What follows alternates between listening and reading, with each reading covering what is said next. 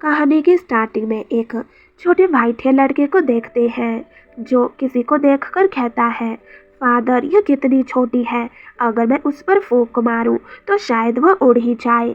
उसकी बातें सुनकर फादर उसके सिर पर हाथ फेरते हुए कहता है, हाँ योल, इसलिए आपको सावधान रहना होगा ताकि आप उसे चौंका न दे।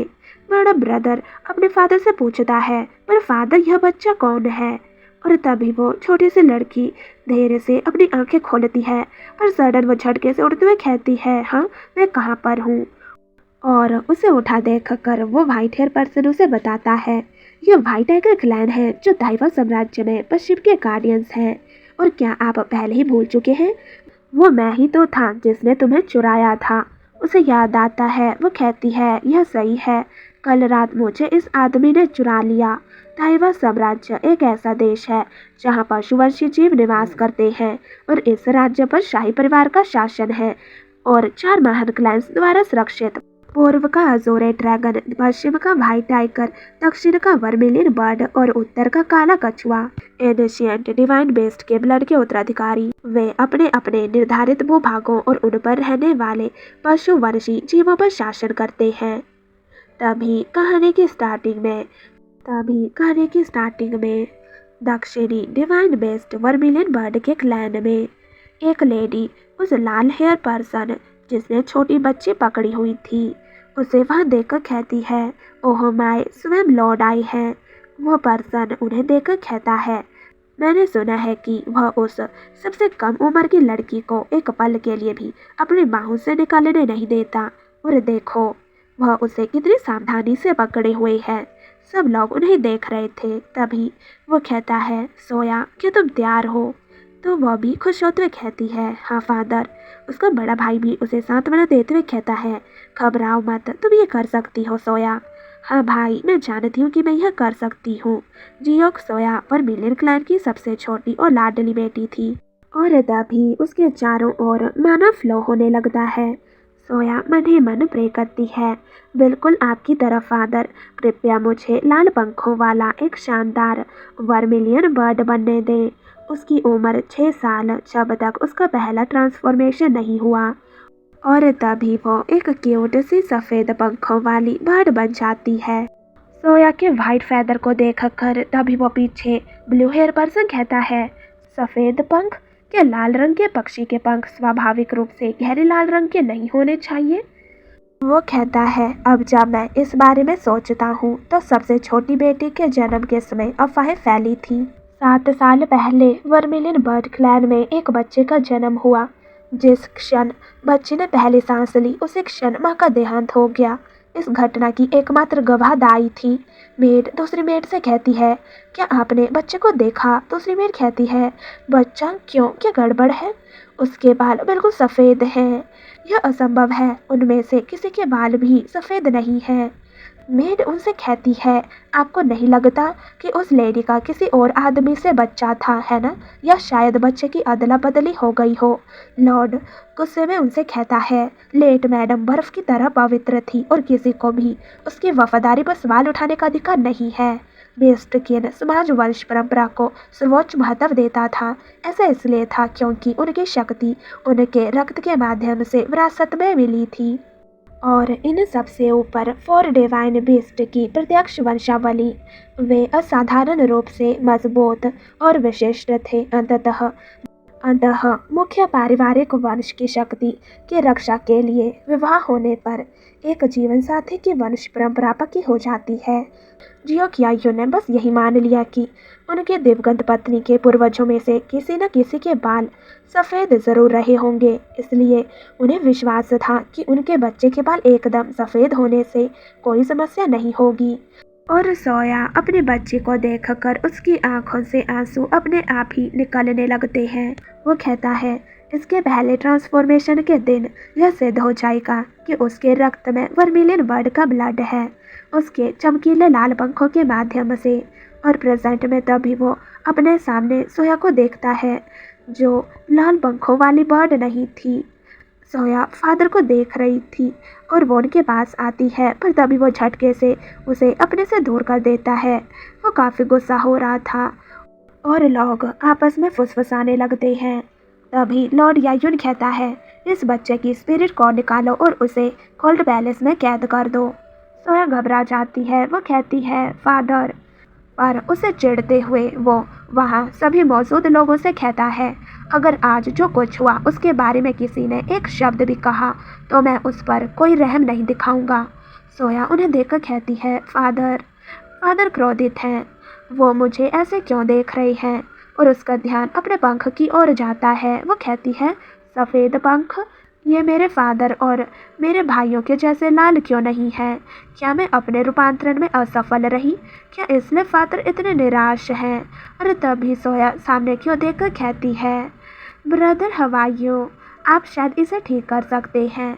और वो अपनी बर्ड आवाज़ में उसे कहने लगती है। पर तभी हवाइयों उसके स्पिरिट कोर को उसे छीन लेता है। इससे वो अपने ह्यूमन फॉर्म में आ जाती है। वो कहती है, भाई क्यों? यह सुनकर हवाइयों गुस्से में उसे कहता है, आप किसे अपना भाई कह रही हैं? पर वो कहती है, अगर मैं दोबारा कोशिश करूं तो मुझे पूरा यकीन है कि इस बार मैं इसे सही कर दूंगी भाई। पर हवाइयों उसे देखकर हंसते हुए कहता है, कितना बड़ा धोखा, तुमने हम सबको ठग लिया। और वो उसके पास आकर कहता है, फिर कभी मुझे अपना चेहरा मत दिखाना। अगर मैं तुम्हें एक बार और देख लूं तो मैं शायद उन दाहिने सफ़ेद पंखों को नोच ही डालूं। और बस यूं ही जियोक सोया को रातों रात कोल्ड पैलेस में निर्वासित कर दिया गया। सोया अपने हाथ में उस पंख को देखती है और कांपते हुए कहती है, क्या ऐसा इसलिए है क्योंकि मेरे पास यह दाहिने सफ़ेद रोआ है? अगर मैं सफलतापूर्वक ट्रांसफॉर्म हो सकूं, तब फादर और मेरा भाई फिर मुझ पर मुस्कराएंगे। और वो ट्रांसफॉर्म होने की कोशिश करने लगती है, पर तभी उसके माउथ से वो लाल रंग ज़मीन में गिरता है।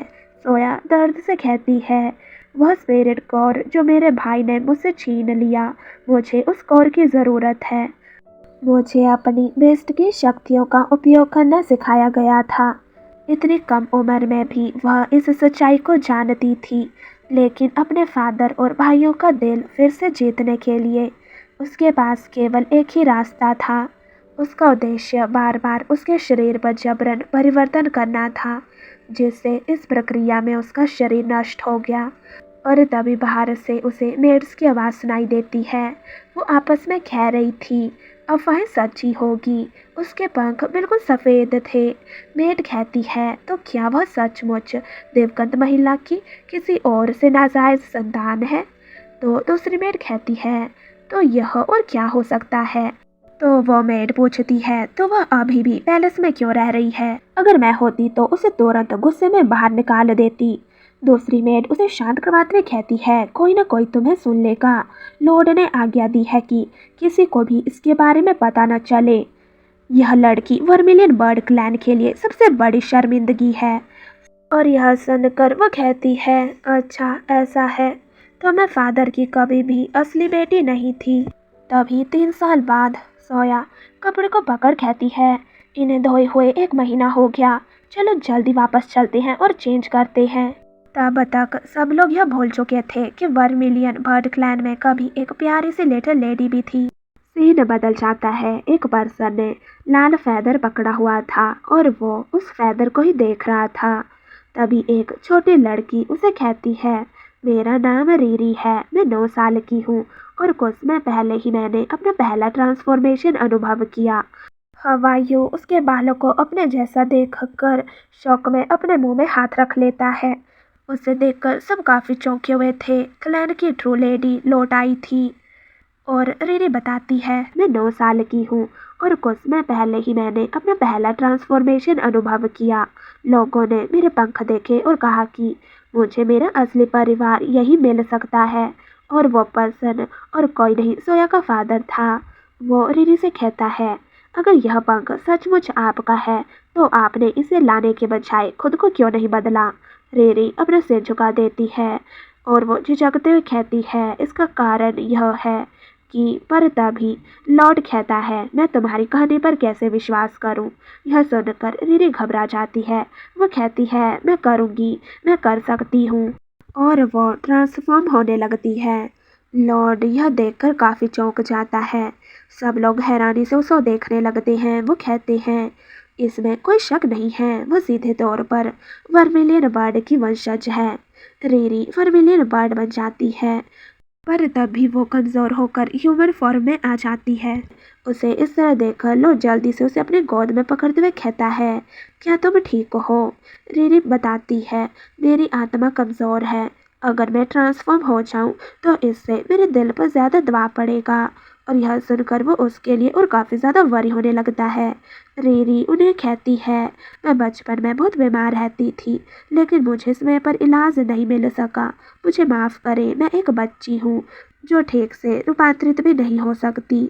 पर लॉर्ड कहता है नहीं और उसे गले लगा लेता है। वो कहता है, आपको तुरंत न पहचान पाने की गलती मेरी ही है। और तभी 7 दिन बीत जाते हैं। रीरी खुश होकर कह रही थी, मुझे अब एक फादर और एक बड़ा भाई पाकर बहुत खुशी हो रही है। और वो कहती है, मैं आपको फादर कह सकती हूँ, है ना? लॉर्ड कहता है, बिल्कुल स्वाभाविक रूप से, मुझे फादर कहने के लिए धन्यवाद। और आपका यह भाई भी बेहद खुश है। तभी सोया भी वहीं से जा रही थी और उसका ध्यान उनकी ओर जाता है। रीरी हंसते हुए कह रही थी, फादर, ब्रदर। सोया कहती है, तो यही है वो असली यंग लेडी जो लौटी है। और वो फादर और ब्रदर की स्माइल को देखकर कहती है, फादर और ब्रदर दोनों ही बहुत खुश दिख रहे हैं। तभी रीरी उसकी ओर देखते हुए कहती है, ओहो माय, वो बच्चा कौन है? इससे सोया चौंक जाती है। उसका ब्रदर कहता है, बस कोई ऐसा व्यक्ति जो मैंशन में काम करता है, आपको उसके बारे में चिंता करने की कोई ज़रूरत नहीं है। रीरी अपना नाक पकड़ते हुए कहती है, ऐसा लगता है जैसे वह कभी नहाती ही नहीं है। सोया घबराकर अपनी आंखें बंद कर देती है, पर उसका ब्रदर उसे कहता है, तुम ऐसी बातों पर ध्यान मत दो, इधर आओ। रीरी कहती है, एक पल रुकिए भाई। और वो सोया की ओर पॉइंट करते हुए कहती है, मैं उस बच्चे को अपने साथ चाहती हूँ, कृपया उसे मेरी निजी नौकरानी बनने दें। यह सुनकर लॉर्ड खामोश हो जाता है। उसका भाई काफ़ी हैरान हो जाता है। वो कहता है, वह लड़की बहुत छोटी है, उसे आदेश देना मुश्किल होगा, मैं तुम्हारे लिए कोई और ढूंढ लूँगा।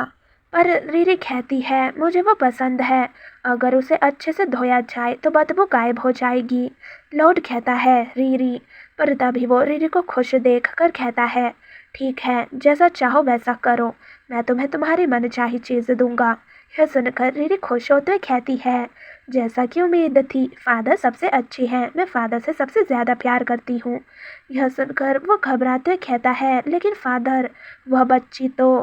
पर वो कहता है, रीरी ने यही मांगा था, और उसे शांत रहने का इशारा करता है। और वो सोया का हाथ पकड़कर उसे अपने पास ले लेती है। लॉर्ड कहता है, क्या आप सचमुच इतने खुश हैं? रीरी कहती है, हाँ, मुझे यह बहुत पसंद है। जब मैं सड़कों पर रहती थी, मेरी उम्र का एक भी दोस्त नहीं था, सब लोग मुझसे नफरत करते थे और मुझे अनाथ भिखारी कहते थे। यह सुनकर वो बहुत गुस्सा हो जाता है और कहता है, अच्छा ऐसा है। और तभी वो उसे कहता है, रीरी, क्या आप अपने भाई के साथ थोड़ी देर के लिए बाहर जा सकते हैं? यह सुनकर रीरी सोया की ओर देखती है और फादर से कहती है, सिर्फ मैं और मेरा भाई। पर तभी वो कहती है, ठीक है, इसे बीते एक अरसा हो गया है, आप अपनी स्थिति जानते हैं, इसलिए मैं शब्दों को व्यर्थ नहीं करूँगा। एक अफवाह फैल रही है कि तुम्हारी माँ जो दाई और नौकरानी थी, उन्होंने जन्म के समय ही तुम्हें रीरी से बदल दिया था। अगर यह सच है तो रीरी के बचपन में सड़कों पर भटकने का कारण उसकी माँ ही है, जबकि तुमने उस लड़की से वह सब कुछ छीन लिया जिस पर उसका पूरा हक था। एक नौकरानी की बेटी उसी के घर में रह रही है। यह सुनकर सोया फ्लिंच हो जाती है, पर वो उस पर गुस्से में चिल्लाते हुए कहता है, अगर मेरी बेटी जो आखिरकार लौट आई है कुछ चाहती है तो मैं उसके लिए कुछ भी करने को तैयार हूँ, भले ही हर कोई मुझे रोकने की कोशिश करे। सोया सहम जाती है और उन वर्ड को दोहराती है, मेरी बेटी। फादर के लिए लेडी रीरी अब उनकी इकलौती बेटी है। फादर को मैं अब कुछ भी नहीं बचा है। तभी लॉर्ड अपना चेहरा फेरते हुए उसे कहता है, इसलिए रीरी को यह पता न चलने दे कि आप वास्तव में कौन हैं। अगर रीरी को कभी तुम्हारी वजह से चोट लग जाए तो मैं आपको कभी माफ़ नहीं करूँगा। सोया की आंखों में आंसू आ जाते हैं। वो कहती है, हाँ माय लॉर्ड, असली यंग लेडी के लौटने के बाद से 1 महीना बीत चुका है। अंततः उसका 9वां जन्मदिन आ गया। हम काफ़ी सारे गिफ्ट को देखते हैं। मेड कहती है, फिफ्थ प्रिंस ही शाही परिवार के एकमात्र वैध उत्तराधिकारी हैं। मैंने सुना है कि वह आज यंग लेडी से शादी का प्रस्ताव रखने के लिए आ रहा है। क्या यह सच है? दूसरी मेड कहती है, क्या इसका मतलब यह है कि लेडी रीरी गोल्डन ड्रैगन की ब्राइड बनेगी? रीरी कहती है, गोल्डन ड्रैगन की ब्राइड? यह तो मेरे जैसे किसी व्यक्ति के लिए कुछ ज़्यादा ही अच्छा लग रहा है। मेड कहती है, बहुत अच्छा, नॉनसेंस। इस खूबसूरत बाल को तो देखिए, सोने के साथ मिश्रित। यह लाल रंग केवल वर्मिलियन बर्ड क्लैन की सीधी वंशजों में ही पाया जाता है। इसकी नकल कोई नहीं कर सकता। तभी रीरी का ध्यान सोया पर जाता है और वो उसे पूछती है, सोया, तुम्हारा क्या विचार है? सोया उसकी ओर देखती है और वो हकलाते हुए कहती है, आप बेहद खूबसूरत हैं, सचमुच। तभी सीन बदल जाता है। कोई कहता है, इतनी लंबी यात्रा करके यहाँ आने के लिए बहुत बहुत धन्यवाद योर हाइनेस। तो वो राजकुमार कहता है, बहुत समय हो गया लॉर्ड जियोक, क्या तुम ठीक रही हो? जेवा साम्राज्य का 5th राजकुमार जेई एरिम। तभी रीरी कहती है, हेलो योर हाइनेस, मैं रीरी हूँ। वर्मिलियन बर्ड की भूमि में आपका स्वागत है। सोया कहती है, तो ये है राजकुमार। मैंने आज तक किसी को इतना खूबसूरत नहीं देखा। और उन दोनों की नजरें मिलती है। सोया कहती है, रुको, क्या राजकुमार मेरी तरफ देख रहे हैं? और तभी वो पर्सन सोया को देखता है और हंसते हुए सोचता है, क्या वह राजकुमार को खुश करने के लिए ही उनका अभिवादन कर रही है? मानो लेडी रीरी की जगह छीनना ही काफी नहीं था और वो राजकुमार के पीछे पड़ी है। तभी सीन बदल जाता है। हम देखते हैं सोया दरवाजे पर मारते हुए कह रही थी, कृपया दरवाज़ा खोलें, मुझे माफ़ कर दो। पर बाहर से मेड उसे कहती है, जब तक यंग लेडी की जन्मदिन की पार्टी ख़त्म नहीं हो जाती तब तक चुपचाप वहीं रहो। इतना ही काफ़ी नहीं है कि तुमने लेडी रीरी की जगह चुरा ली? तुम्हारी हिम्मत कैसे हुई इंपीरियल हाइनेस को खुश करने की कोशिश करने की? दूसरी मेड कहती है, अपना स्थान जाने। सोया की आंखों में आंसू आ जाते हैं और वो कुछ नहीं कहती। रात हो जाती है। सोया कहती है, कितने सीजन हो चुके हैं? सीजन समय की एक इकाई जो 2 घंटे के बराबर होती है। मैंने आज पूरे दिन कुछ नहीं खाया और किसी को पता भी नहीं है कि मैं गायब हो गई हूँ। तब भी और अब भी कोई भी मेरी तलाशी में नहीं आएगा। पर तभी उसे किसी की आवाज़ आती है, हे सोया, तुम कहाँ हो? सोया। तभी वो सामने की ओर देखती है। राजकुमार वहाँ पर आते हुए कहता है, तुम यहीं हो? मैं तुम्हें हर जगह ढूंढ रहा था। और वो हाँफ रहा था। सोया उसे हैरानी से देखने लगती है। योर इम्पीरियल हाइनेस, तुम यहाँ कैसे पहुँचे? नहीं, इससे भी ज़्यादा महत्वपूर्ण बात यह है कि आपको मेरा नाम कैसे पता चला? यह सुनकर तभी वो अपने पास से वो ऑर्नामेंट निकालते हुए कहता है, अगर मैं इसे लौटा भी दूँ तो भी तुम मुझे याद नहीं रखोगी। पर सोया उसे लेकर कहती है, यह ऑर्नामेंट 3 साल पहले जब मैं अपने बड़े भाई को विदाई देने के लिए शाही महल गई, मुझे वहाँ बगीचे में एक यंग लॉर्ड मिला जो अपनी माँ की मृत्यु पर शोक मना रहा था। उसका नाम ईरिम था।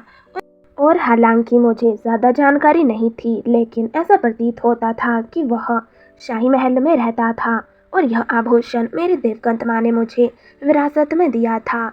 जब भी मुझे अपनी माँ की याद आती है, इसे देखकर मुझे सुकून मिलता है। यह मेरे लिए बहुत अनमोल है। मुझे उम्मीद है कि आपको भी हिम्मत मिलेगी। ब्रदर, मैं यह तुम्हें उधार दूंगी। पर वो कहता है, लेकिन ये तो तुम्हारी माँ का है, मैं इतनी कीमती चीज़ स्वीकार नहीं कर सकता। तो सोया कहती है, जब आप उदास न रहें और बेहतर महसूस करें, कृपया इसे मुझे लौटा दें।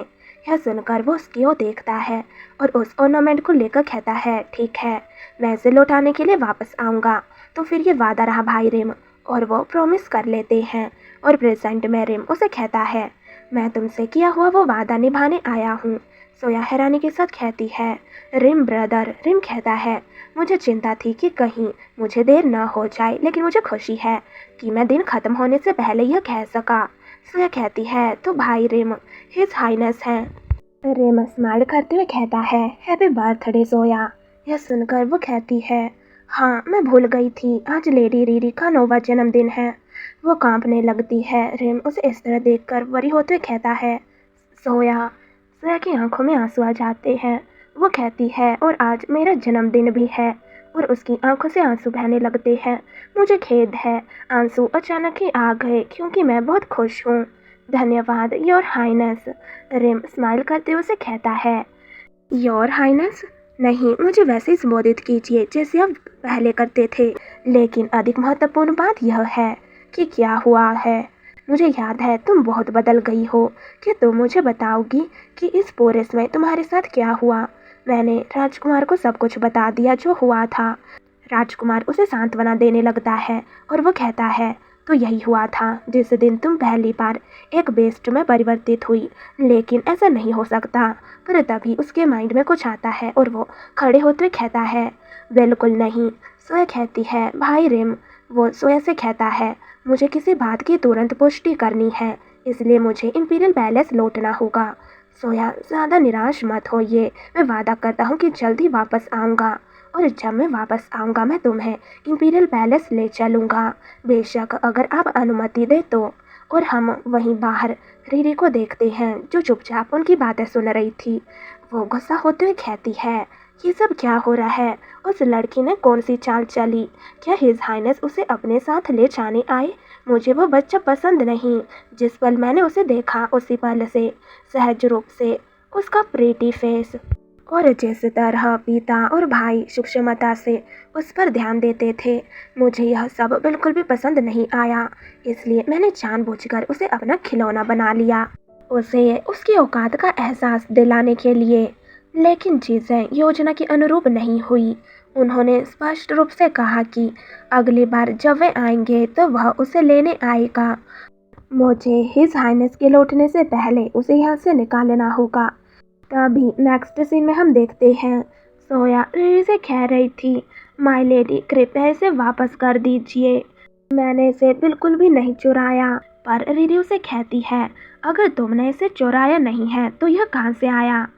इस पर सोया हकलाने लगती है। वो कहती है, वो तो उसे इस तरह हकलाते देखकर वो खुश होते हुए मन में कहती है, मुझे पहले से ही पता था। अगर आप यह भी कहें कि आपको यह हिज हाइनेस से प्राप्त हुआ तो कौन आप पर विश्वास करेगा। पर तभी कोई मेड कहती है, वह दिवगंत मैडम का ऑर्नामेंट नहीं है। और यह सुनकर रीरी उस मेड को देखने लगती है। वो कहती है, लेट मैडम। सडन मेड को ध्यान आता है कि उसने क्या कहा और वो अपने मुंह में हाथ रख लेती है। रीरी कहती है, तो इसका मतलब है कि यह मेरी माँ की छोड़ी हुई कोई चीज़ है। और गुस्से में सोया से पूछने लगती है, क्यों, मेरी माँ का सामान तुम्हारे पास क्यों है। सोया घबरा जाती है। वो कहती है, यह पर रीरी कहती है, क्या तुम अभी जवाब नहीं दे सकती। सोया कहती है, क्षमा करें, मुझे एडमिट करना होगा, फॉल्ट मेरा है, माफ़ी मांगनी होगी, चाहे कुछ भी हो जाए। रीरी कहती है, आपको लगा था कि आप इसे हमेशा के लिए छिपा सकते हैं। और यह सब सुनकर मेड कहने लगती है, यंग लेडी का स्थान छीनने के बाद और बेशर्मी से इधर उधर घूम रही थी बेचारी लेडी रीरी। तभी रीरी उसे कहती है, तो यह आप ही थे जिस चोर ने मेरा स्थान चुरा लिया। और वो बेहोश होने लगती है। मेड्स चिल्लाकर कहती है, लेडी रीरी। यह जानने के बाद कि सोया एक नकली बेटी थी जिसने उसकी जगह ले ली थी। लेडी रीरी बीमार पड़ गई और उन्हें बिस्तर पर ले जाया गया। सोया दरवाजे के बाहर खड़ी होते हुए सोच रही थी, मुझे यंग लेडी से माफ़ी मांगनी होगी। और वो रीरी के लिए काफ़ी वरी थी। रीरी अंदर बड़बड़ाते हुए कह रही थी, कृपया उस बच्चे से छुटकारा पाए। उसके पास ही खड़ी पर्सन उसके लिए वरी हो रही थी। वो कहती है, रीरी। पर वो कहती है, मैं उसके साथ एक ही आसमान के नीचे नहीं रह सकती। और यह सुनकर सोया वहीं फ्रीज हो जाती है।